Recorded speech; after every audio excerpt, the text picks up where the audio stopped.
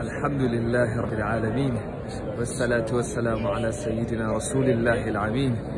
نحن في روضة الشريفة، روضة سيدنا محمد صلى الله عليه وسلم، أطهر بقعة على الأرض، المكان الذي كان فيه جثمان رسول الله صلى الله عليه وسلم.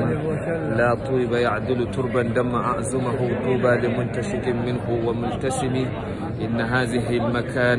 إن هذا المكان مكان عظيم القدر عند الله، وعظيم الشرف عند الله، وعظيم المكانة عند الله.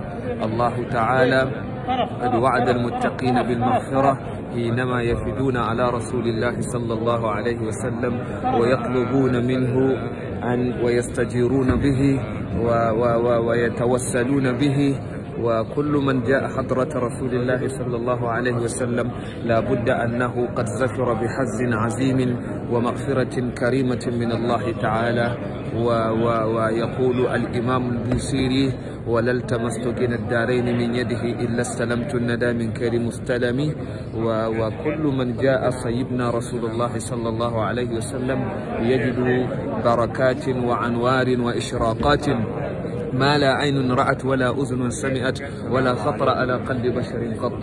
هذا المكان الذي ترونه مكان الذي كان فيه سيدنا النبي صلى الله عليه وسلم، وهذه هي الحجرة الشريفة، هي الحجرة الشريفة التي فيها سيدنا رسول الله صلى الله عليه وسلم.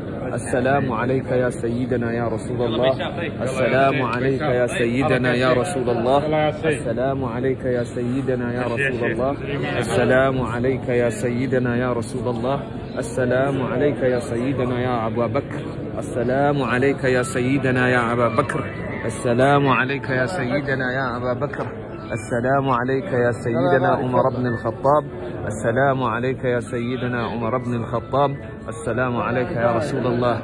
الحمد لله رب العالمين، والصلاة والسلام على سيدنا محمد سيد الأولين والآخرين وإمام المتقين وقائد الغر المحجلين.